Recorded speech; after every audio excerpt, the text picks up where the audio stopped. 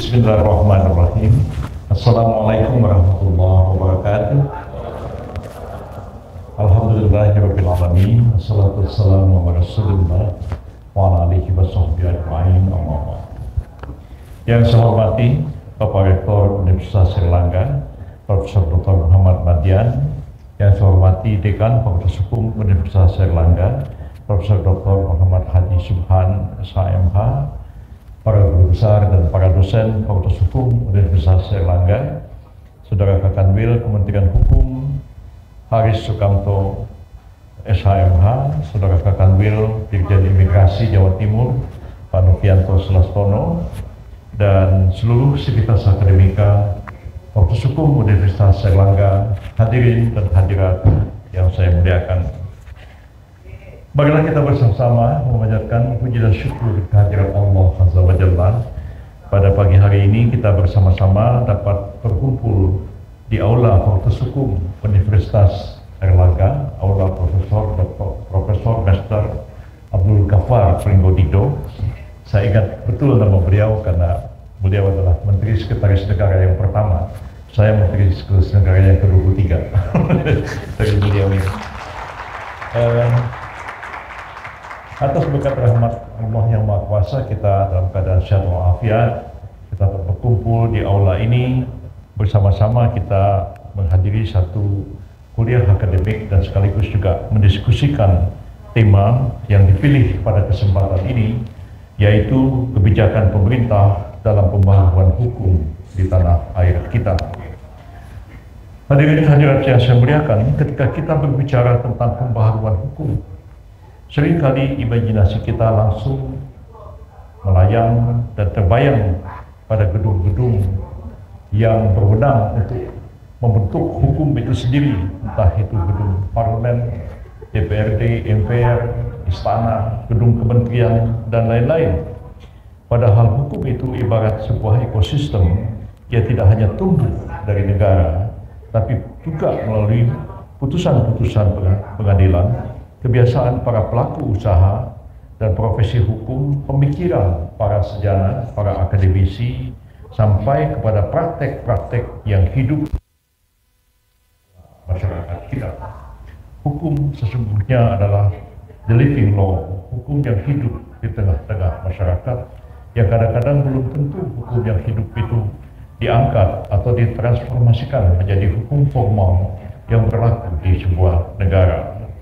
Hukum itu sendiri dapat lahir dari berbagai sumber. Hukum bukanlah sesuatu yang statis, ia adalah hasil interaksi dinamis antara berbagai aktor dalam masyarakat. Dalam tradisi ilmu hukum, sering kita kenal ungkapan bahwa hukum tidak hanya state law atau hukum negara, yaitu hukum yang dibuat oleh negara melalui peraturan perundang-undangan, tapi hukum juga bisa lahir dari hakim, judgment law, yang lewat putusannya menciptakan presiden, memuat ratio disendi yang menjadi pedoman legislasi mendatang, dan seringkali juga menegaskan satu norma baru. Betapa hukum itu hidup di masyarakat dapat kita lihat misalnya dari diskusi-diskusi, dari pertanyaan-pertanyaan, dari wacana-wacana melalui radio, televisi, majalah, media online. Orang bertanya mengenai hukum, terkait misalnya tentang masalah-masalah hukum pada umumnya, bahkan juga mempertanyakan masalah-masalah halal haram terkait dengan berbagai jenis makanan, yang memunculkan jawaban-jawaban para ulama, para kiai, para fuqaha untuk memperjelas sesuatu masalah yang kadang-kadang masih terlihat samar-samar di tengah-tengah masyarakat.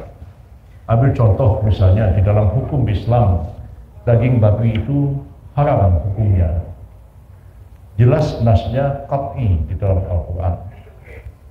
Makan rusa itu halal menurut para fuqaha. Tapi ada binatang yang namanya babi rusa. Apakah babi rusa itu tergolong sebagai binatang yang halal ataukah tergolong ke dalam binatang yang haram?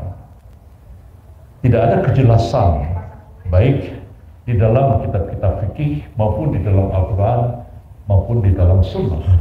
Maka orang bertanya kepada para ahli untuk menjawab itu, dan setiap jawaban yang berkaitan dengan hukum, ya jawabannya adalah jawaban hukum.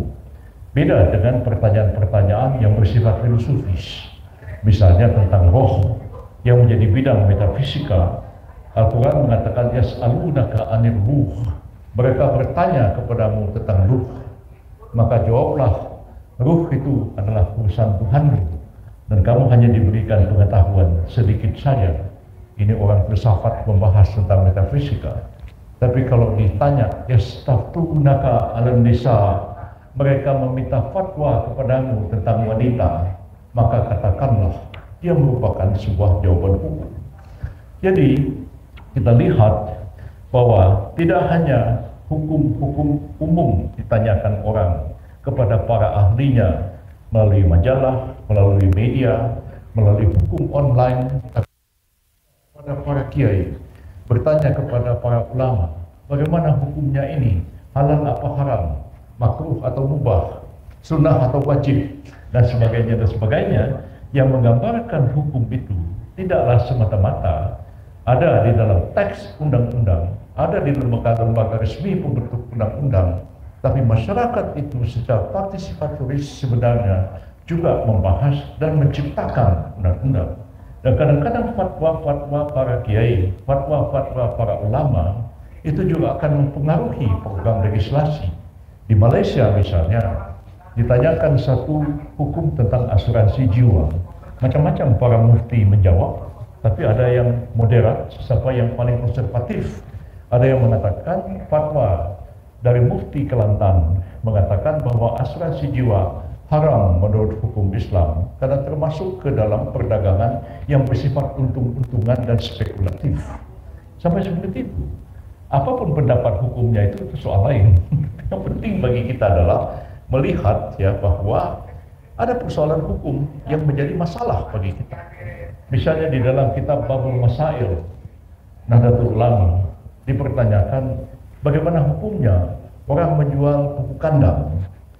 Para kiai menjawab, menjual pupuk kandang itu haram hukumnya karena jelas hukum Islam melarang memperdagangkan barang najis. Sementara pupuk kandang itu tergolong ke dalam barang najis. Bagaimana hukumnya orang menelepon pakai koin? Zaman dulu belum ada handphone pakai koin itu, pakai uang 50 perak. Nelpon. Dijawab oleh para kiai bahwa menelpon pakai koin itu tidak sah menurut hukum Islam karena hukum Islam itu ada transaksi ijab dan kabul. Seperti orang nikah. Aku nikahkan kau dengan aku terima nikahnya. Ada ijab, ada kabul. Sekarang kalau angkat telepon masukkan uang 50, ada ijab, lah kabulnya siapa? Ada persoalan hukum memang terlihat lucu, tapi ya itulah kenyataan yang terjadi adalah hukum itu the living law. Hukum itu hidup di tengah-tengah masyarakat dan semua orang terlibat dalam proses pembentukan hukum itu sendiri. Nah, lebih jauh lagi ada pula yang disebut dengan lawyer's law, yakni hukum yang dibentuk melalui praktek para pengacara. Para praktisi hukum melalui kebiasaan-kebiasaan dalam beracara, kontrak-kontrak, corporate governance codes, dan pedoman compliance. Nah, ini persoalan baru. Banyak perusahaan sekarang membentuk direktur dalam susunan kepengurusan, direktur compliance, untuk menyesuaikan tindakan-tindakan, keputusan-keputusan dia ambil itu comply dengan kaidah-kaidah hukum yang berlaku. Materi ini kerap disebut sebagai soft law, namun daya pengaturannya nyata karena mengikat para pihak dan mengisi regulatory gaps. Ada pula professional law, hukum yang tumbuh dari gagasan para akademisi, doktrin dan ajaran para sarjana, yang kemudian diikuti oleh praktik maupun lembaga-lembaga peradilan. Pendapat-pendapat hukum para sarjana itu kadang-kadang sangat mempengaruhi dalam semua aspek. Pendapat-pendapat saya pun kadang-kadang suka diikuti yang terkait dengan masalah-masalah hukum tata negara dan hukum administrasi pemerintahan. Ya, walaupun memang hanyalah satu pendapat hukum, tapi pendapat yang lain-lain, para ahli-ahli hukum di bidang lain juga akan mempengaruhi dinamika hukum dalam masyarakat, yang lebih-lebih di bidang hukum tata negara dan administrasi negara yang dinamikanya itu demikian tinggi. Hampir setiap hari itu ada persoalan-persoalan muncul di bidang tata negara dan administrasi negara yang mungkin para sarjana hukum tidak sempat menuliskannya, tapi mereka dapat memberikan satu jawaban-jawaban praktis untuk memberikan solusi terhadap persoalan-persoalan yang dihadapi itu. Dalam banyak kesempatan, hal-hal yang seperti ini, gagasan para akademisi, doktrin, dan sebagainya, berperan sebagai rujukan otoritatif untuk menafsirkan suatu norma hukum. Dan yang terakhir dan tidak kalah penting adalah people's law, hukum yang tumbuh secara organik dari kebiasaan-kebiasaan masyarakat sendiri, adat istiadat atau norma sosial yang tidak tertulis tapi kuat pengaruhnya dalam masyarakat, dikenal, dipatuhi, dan ditaati bersama. Jadi kadang-kadang itu mengalahkan kaidah-kaidah hukum tertulis. Misalnya orang kumpul kebo, ya kan? Kalau kita lihat hukum positif yang berlaku sebelum KUHP baru efektif berlaku Januari tahun 2026. Kalau kita lihat di dalam perumusan di dalam KUHP warisan Hindia Belanda itu, yang dimaksud dengan perzinahan adalah hubungan seksual yang dilakukan di luar nikah oleh dua orang yang kedua-duanya terikat dengan perkawinan atau salah satunya terikat dengan perkawinan dengan orang lain. Artinya kalau mahasiswa-mahasiswi yang tidak terikat dengan perkawinan dengan siapapun terus kontrak rumah, terus kumpul kebo, apakah dia dapat dipidana? Menurut hukum positif tidak, karena itu bukan perzinahan. Ya, walaupun mereka melakukan hubungan seksual di luar nikah. Nah, ini jadi soal perdebatan yang sengit pada waktu kami mendraft rancangan Undang-Undang Kitab Hukum Pidana yang baru. Saya ingat saya merumuskan itu sudah di tengah jalan juga, ya, pada tahun 2000-an, pada waktu itu masih hidup Profesor Sudarto, Profesor Muladi, dan yang masih hidup juga sekarang Profesor Barna Nawawi Arif dan lain-lain, merumuskan kaidah-kaidah ini.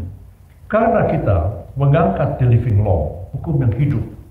Hukum yang hidup dalam masyarakat itu antara lain adalah hukum adat dan hukum Islam yang berpengaruh dalam kehidupan masyarakat. Kita harus mempelajari ini semua. Ya, ternyata definisi perzinahan dalam hukum Belanda itu berbeda dengan definisi perzinahan di dalam hukum Islam. Dalam hukum Islam, perzinahan adalah setiap hubungan seksual di luar nikah. Dia adalah perzinahan.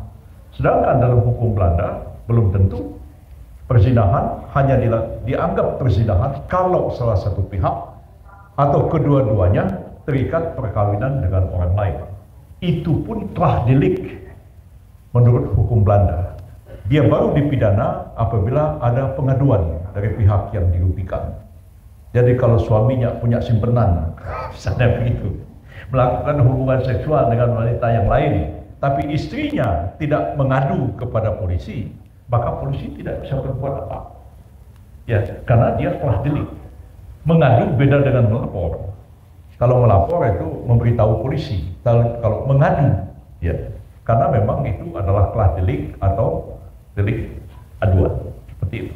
Nah, akhirnya KUHP baru kita itu mengadop kaidah-kaidah hukum Islam tentang definisi perzinahan. Dan salah seorang anggota tim perumus, guru besar dari Erlangga ini, mendiang Profesor Sayetapi, dia bilang sama saya, dia bilang, Pak Menteri Kehakiman, ya, saya lebih setuju definisi perzinahan menurut hukum Islam daripada yang dirumuskan oleh hukum Belanda, meskipun saya orang Kristen. Nah, itu katanya Profesor Sayetapi. Jadi itulah yang kemudian kita adopt, walaupun sekarang ini kita mencoba lebih moderat, ya. Perzinahan itu, orang kumpul kebo itu baru dapat dipidana kalau ada pengaduan publik. Nah, itu hal yang baru yang tidak ada di dalam hukum Belanda. Hukum Belanda itu delik dari korban. Apakah delik diadukan oleh korban, tapi ada delik aduan publik.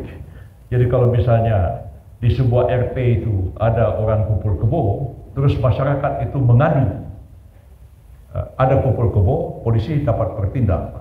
Tapi kalau orang tinggal di sebuah apartemen mewah terus ada kumpul kebo dan tidak ada yang mengadu, polisi tidak bisa berbuat apa-apa.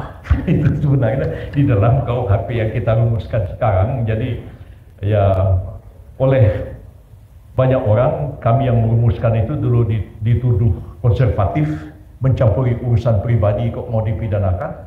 Tapi oleh para kiai, oleh pengikut Hizbut Tahrir, oleh macam-macam, kita dituduh dan sudah mencari kaidah-kaidah syariah yang harus mengatur persoalan ini. Jadi kadang-kadang kalau kita jadi pejabat itu ya serba salah. Ya.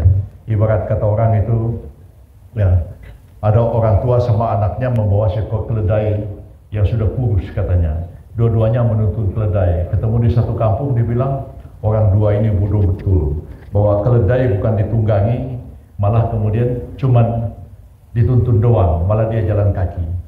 Akhirnya dibilang anaknya, udah kamu naik aja, saya nuntun keledai, kata bapak. Lewat satu kampung, orang kampung itu bilang, katanya, ini bapaknya ini kok kasihan, anaknya kok keterlaluan, nunggang keledai, bapaknya udah tua disuruh nuntun. Kalau gitu kamu turun aja, katanya, bapaknya yang naik, anaknya yang nuntun. Masuk satu kampung, kampung itu bilang, ini anak kurang ajar.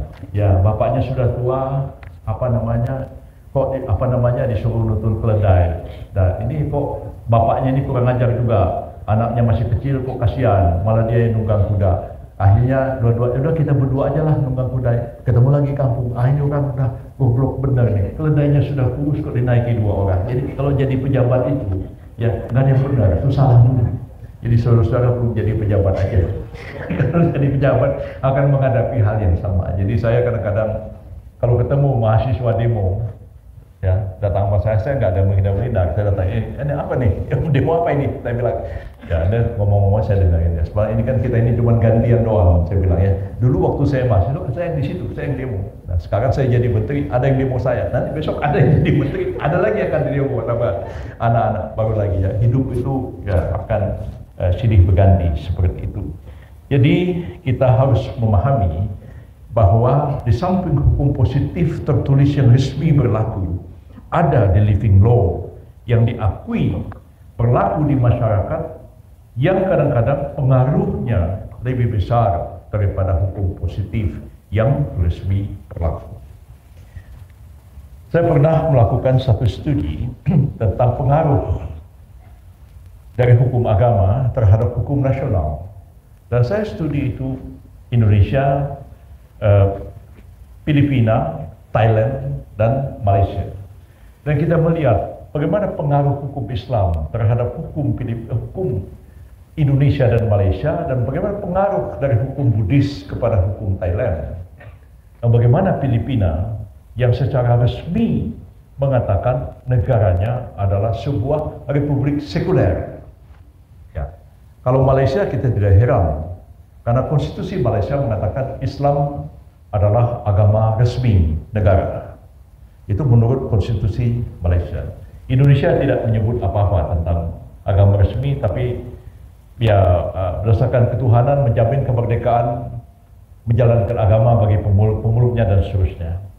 Filipina sekuler, Thailand tegas menyebutkan dia adalah sebuah kerajaan Buddhis. Nah, yang paling menarik, Filipina itu negara sekuler, tapi negaranya tidak berdaya juga menghadapi hukum agama. Ya. Contohnya, ketika Gloria Arroyo Macapagal menjadi presiden Filipina, Senat Filipina mensahkan dua undang-undang, yaitu undang-undang tentang keluarga berencana dan undang-undang tentang perceraian. Diveto sama Arroyo. Dan dia kan sistemnya kayak Amerika. Kalau diveto, kalau presiden, gak jadi. Kenapa diveto? Betul satu hari saya ngobrol sama Arroyo, kenapa sampai di veto? Dia bilang, mana mungkin saya membiarkan undang-undang itu, karena saya pasti akan ditentang oleh gereja Katolik dan akan ditentang oleh penganut-penganut agama Katolik yang begitu dominan di Filipina. Jadi seperti kita ketahui, keluarga berencana dan perceraian itu dua hal yang dalam hukum kanonik gereja Katolik itu tetap tidak dapat diterima sampai hari ini. Nah, jadi apalagi Indonesia, apalagi Malaysia. Ya, maka itu kira-kira 3 bulan yang lalu saya memberikan kuliah studium general di Fakultas Hukum University of the Philippines. Mereka tanya, mengapa Indonesia masih mempertahankan hukuman mati?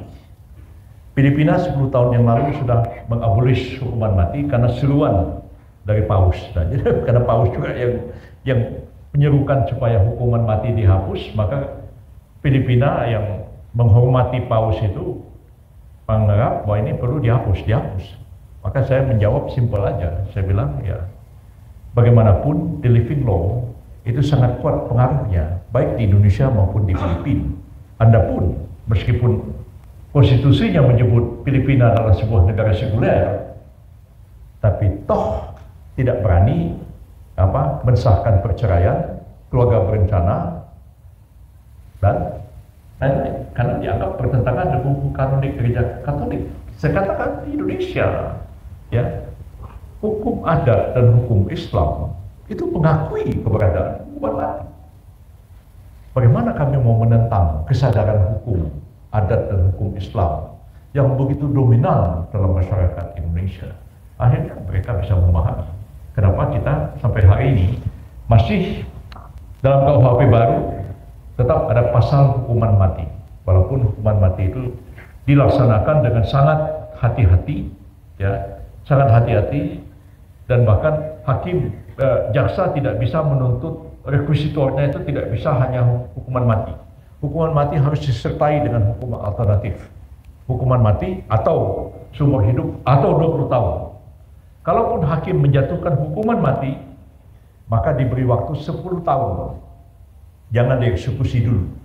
Nah, 10 tahun dilihat, diamati, akan dibentuk tim pengamat, lembaga pemasyarakatan, para psikolog, kriminolog. Apakah dalam waktu 10 tahun itu, ya, pertama 10 tahun itu dia masih berhak untuk mengajukan PK kalau ada novum. Kalaupun dia tidak PK, kalaupun PK sudah ditolak, apakah orang ini sudah taubat atau tidak? Apakah taubat biasa atau taubatan nasuha atau bagaimana? Terserah para pengamat. Nanti kalau dianggap dia sudah menyesali perbuatannya, maka tim pengamat akan merekomendasikan kepada Menteri Hukum supaya orang ini diajukan gerasi kepada Presiden. Saya diwawancarai majalah Tempo kemarin, kenapa masih mempertahankan hukuman mati? Kenapa ada hukuman semacam hukuman percobaan 10 tahun sebelum hukuman mati?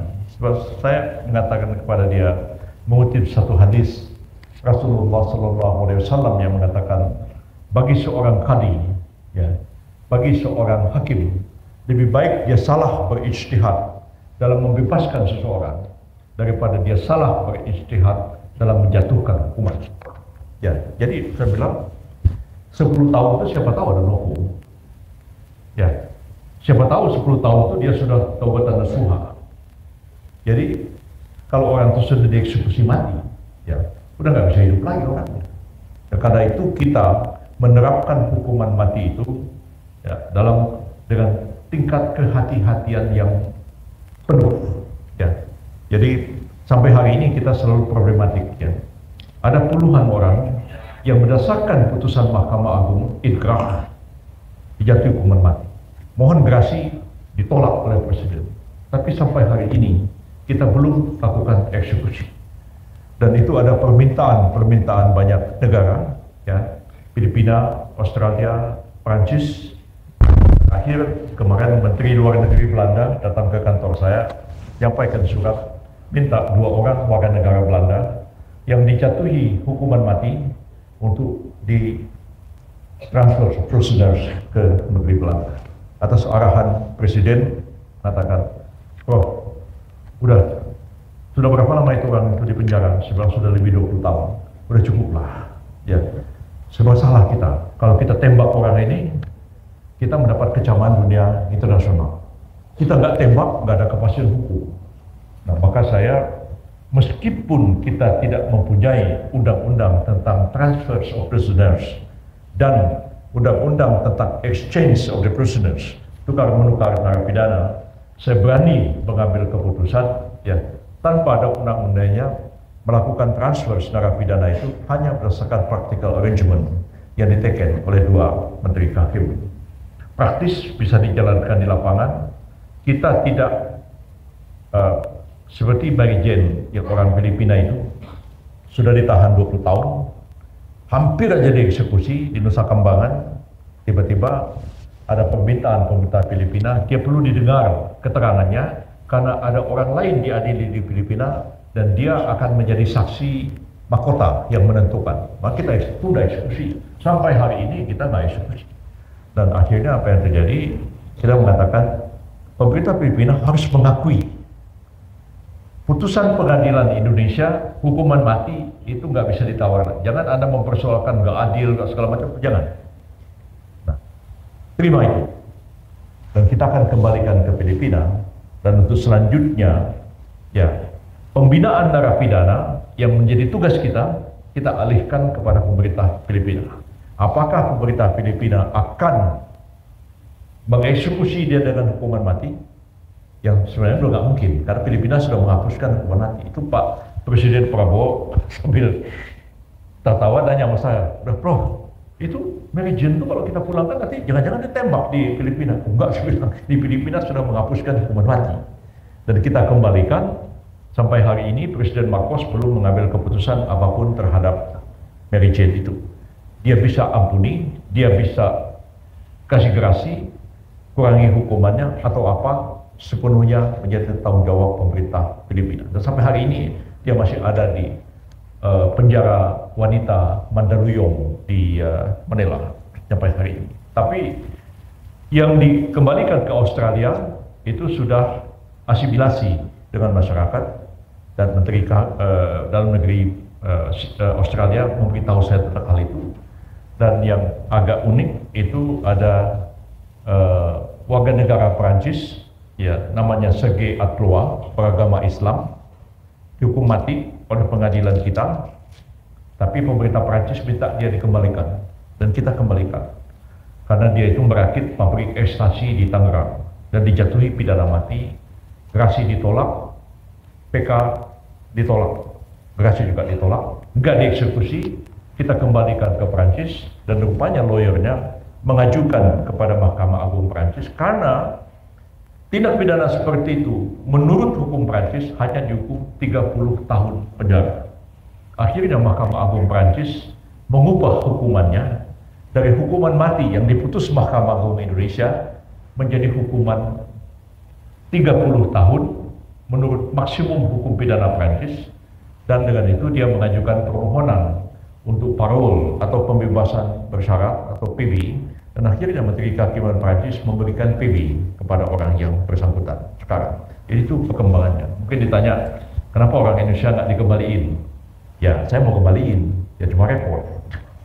Misalnya Malaysia, ada 5.850 warga negara Indonesia yang ada di penjara Malaysia sekarang.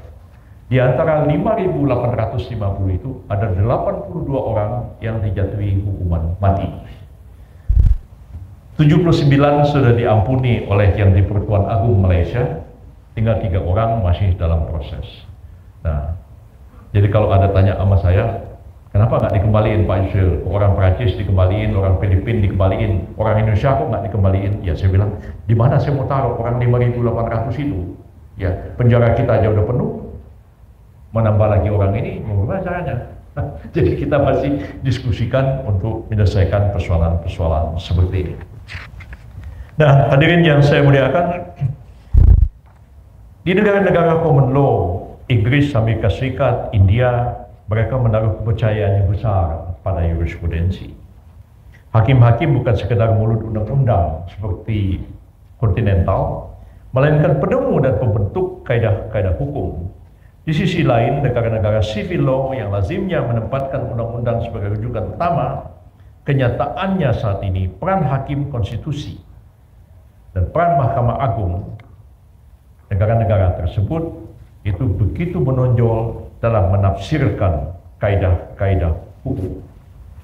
Bahkan Mahkamah Konstitusi kita kadang-kadang membuat saya sendiri terkaget-kaget dengan putusan-putusan Mahkamah Konstitusi itu. Saya ini ibarat arsitek yang menggambar sebuah bangunan. Ketika insinyur sipil membuat bangunan itu, arsiteknya kaget. Kok kayak begini jadinya? Itulah saya. Saya orang yang mendraft undang-undang Mahkamah Konstitusi itu. Dan yang mewakili pemerintah, Presiden, membahas RUU Mahkamah Konstitusi itu dengan DPR sampai selesai. Tapi ketika Mahkamah Konstitusinya terbentuk, saya seperti arsitek tadi, kaget saya, kok kayak begini jadinya barang ini. Seperti kagetnya saya terhadap KPK. KPK itu pun saya yang mendraft undang-undang KPK itu. Dan yang mewakili pemerintah membahas RUU KPK sampai selesai. Tapi ketika KPK terbentuk, saya pun kaget melihat apa yang dilakukan oleh KPK. Misalnya mereka memperkenalkan adanya istilah operasi tangkap tangan, OTT.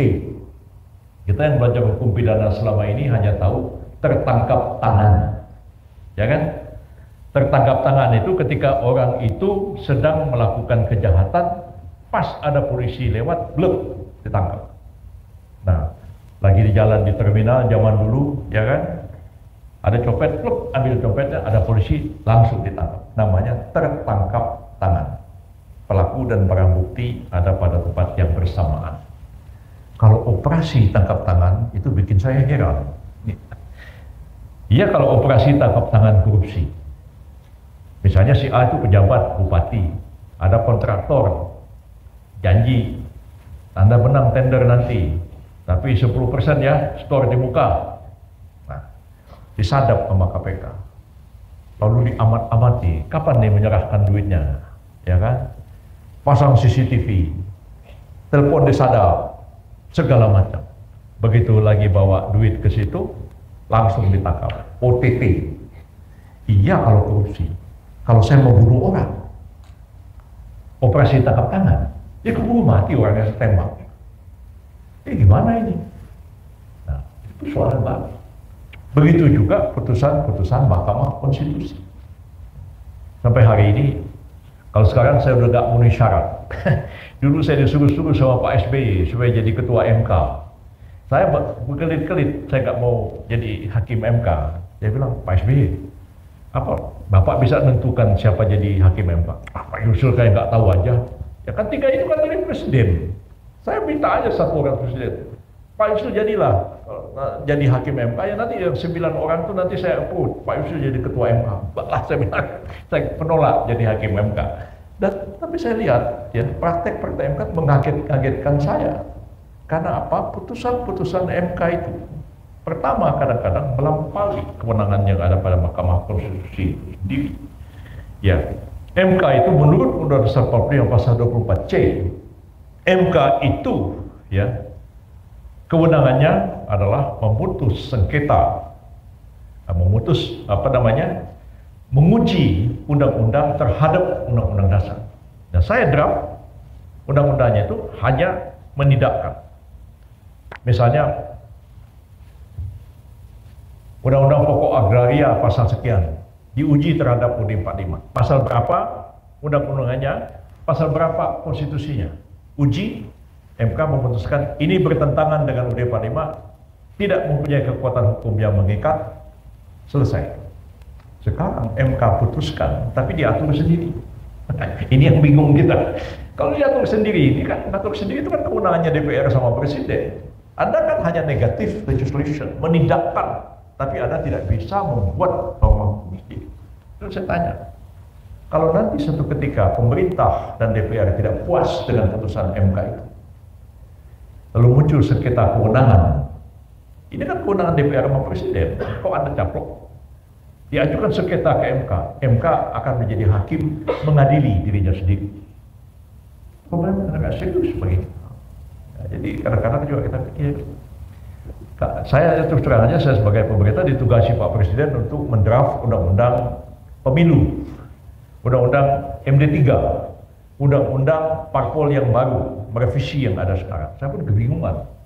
Pada putusan-putusan MK yang saling bertentangan satu dengan yang lain. Dulu nggak ada pemilu serentak, MK yang bikin pemilu serentak. Kita kalau kabur, ya kan? Sekarang sudah pemilu serentak, ya MK yang benarkan threshold. Sekarang MK hapuskan threshold. MK juga yang sekarang membedakan pemilu, memisahkan antara pemilu pusat dengan pemilu daerah. Kita mesti bikin undang-undang lagi. Jadi mana putusan yang kita mesti ikuti? Saya tanya Pak Hamdan Zulfa, mantan ketua MK, dia bilang, Bang, putusan MK itu nggak membatalkan satu yang lain. Oh, jadi kalau hukum fikih nggak ada nasih wal mansuh di situ, nggak ada bang. Jadi berlaku semua. Ya udah bertentangan terus gimana? Kita mau bikin undang-undangnya. Saya yang pusing. Nah, ini yang kita hadapi sekarang. Nah, jadi meskipun demikian, kita harus mengakui Indonesia yang sebenarnya secara formal adalah mengikuti hukum Eropa kontinental, tapi judgment law oleh Mahkamah Agung, lebih-lebih oleh Mahkamah Konstitusi, itu kadang-kadang mereka menciptakan norma-norma hukum baru, seperti membentuk satu norma hukum baru. Apalagi putusan MK itu adalah putusan yang berlaku serta-merta, mengikat, erga omnes, ya, mengikat semua orang, legal and binding.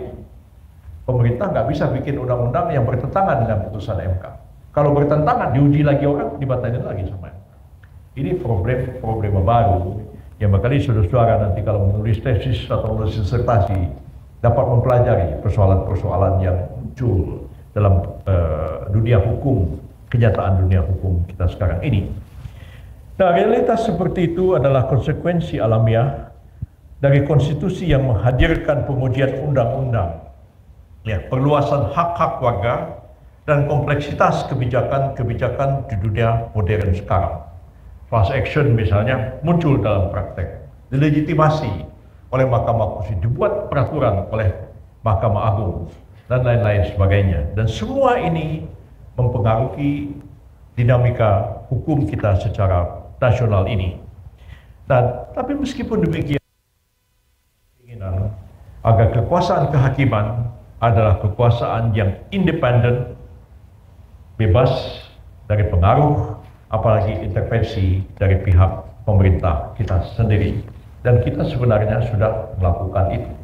Pada waktu saya jadi Menteri Kehakiman, saya mulai memisahkan antara kewenangan pemerintah di bidang yudikatif dan kewenangan dari Mahkamah Agung. Sampai satu dirjen di bawah Menteri Kehakiman pada waktu dibubarkan, yaitu Dirjen Badan Peradilan Umum dan Tata Usaha Negara, dan juga Direktorat Peradilan Agama pada Kementerian Agama, dan juga kewenangan dari Mabes TNI dalam menangani pengadilan militer. Di seluruhnya diserahkan kepada Mahkamah Agung.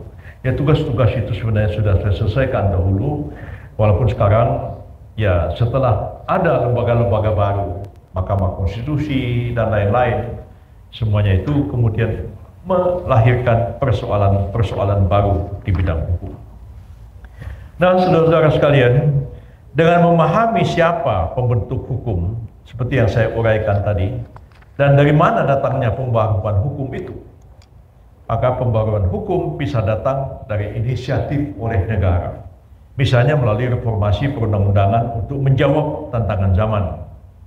Pak Prabowo sekarang ada 8 astacita, dan salah satu astacita yaitu adalah reformasi di bidang hukum, politik, dan birokrasi. Jadi bisa juga agenda itu muncul dari program pemerintah. Negara melakukan pembaharuan hukum sebagai respon atas kebutuhan kebijakan publik yang terus berubah, terutama di bidang ekonomi, ya, yang menjadi tuntutan kuat masyarakat, ya, terutama dengan digitalisasi transaksi-transaksi di bidang ekonomi, pelindungan data pribadi, kemudian krisis iklim, kemudian transaksi-transaksi bisnis yang kian berkembang. Yang dulu kita ingin unifikasi, sekarang muncul undang-undang di bidang ekonomi terkait dengan syariah, mulai dari perbankan syariah sampai kepada asuransi syariah, gadai syariah, segala macam syariah, begitu. Jadi timbul juga persoalan mengenai jurisdiksi pengadilan. Kalau terjadi sengketa antara para pihak yang menerapkan kaidah-kaidah ekonomi di bidang syariah ini, pengadilan mana yang berwenang? Ya, pengadilan umum jelas tidak, maka diserahkan kepada pengadilan agama. Tapi pengadilan agama juga belum sepenuhnya siap untuk menghadapi hal itu. Dan sekarang memang UIN dan IAIN itu sudah mengubah fakultas syariahnya menjadi fakultas syariah dan hukum. Itu mulai muncul ketika saya memberikan kemungkinan alumni fakultas syariah untuk menjadi advokat pada waktu itu. Mereka terus mengubah kurikulumnya. Jadi sekarang yang belajar di UIN itu bisa menjadi advokat. Ya, saya bilang tamatan PTHM aja bisa jadi advokat, ya, perguruan tinggi hukum militer. Mestinya belajar di fakultas syariah juga bisa jadi advokat, tapi harus dilakukan perubahan-perubahan terhadap kurikulum, dan itu sedang berjalan sekarang, sehingga akan memberikan warna-warni terhadap peradilan kita. Belum lagi kita membicarakan daerah otonomi khusus seperti di Aceh, ya, di mana syariah dijalankan tidak hanya di bidang hukum privat, tapi juga di bidang hukum publik dan hukum pidana, sepanjang itu dituangkan di dalam kanun syariah Aceh. Jadi kita melihat ya, dinamika hukum kita ini memang luar biasa ya. Kalau kita nggak belajar tiap hari baca literatur hukum, hukum kita, pemahaman kita terhadap persoalan hukum ini akan menjadi sangat out of date. Nah, saya kira ini persoalan-persoalan yang kita hadapi ya. Dinamika hukum begitu luas, semua memberikan partisipasi dalam pembentukan norma-norma hukum, dan saya pikir memang jangan pemerintah dijadikan terlalu dominan dalam membentuk hukum ini. Jangan hukum ini semata-mata dilihat sebagai satu social engineering yang kadang-kadang juga tidak sesuai dengan harapan dan keinginan aspirasi yang tumbuh dari masyarakat kita. Karena itu semua kita, termasuk kampus-kampus, para akademisi hukum, para mahasiswa hukum, mendapat membuat apa saja, menulis apa saja, bisa mempengaruhi apa saja. Alangkah banyak mahasiswa yang memuji undang-undang ke Mahkamah Konstitusi, ya, sampai-sampai yang nggak tanggung-tanggung, yang kontroversial misalnya mengenai usia calon presiden dan wakil presiden, diajukan oleh mahasiswa, diputus oleh Mahkamah Konstitusi, mempengaruhi hukum tata negara kita. Perdebatan nggak selesai-selesai sampai hari ini. Siapa yang mengajukan itu? Ya, mahasiswa. Jadi semua pihak, nggak ada lagi kita mengatakan, oh ini kewenangannya para fraksi DPR. Semua bisa, apa namanya, dengan MK sekarang membuka kesempatan menguji undang-undang, dan yang punya legal standing itu adalah warga negara, ya, yang apa namanya, hak-hak konstitusionalnya dirugikan dengan berlakunya sebuah norma undang-undang. Dapat menguji undang-undang ke Mahkamah Konstitusi, satu orang bisa merontokkan satu pasal undang-undang, bahkan bisa merontokkan sebuah undang-undang. Satu hal yang kita nggak pernah bayangkan, itu terjadi 30 tahun yang lalu, tapi sekarang itu jadi kenyataan. Dan kadang-kadang pemerintah menjadi tidak berdaya menghadapi putusan-putusan Mahkamah Konstitusi ini. Mau tidak mau harus kita tunduk pada putusan ini. Pemerintah misalnya sudah menetapkan satu kawasan dinyatakan kawasan strategis nasional dengan keputusan Menko Perekonomian dan dengan persetujuan Presiden.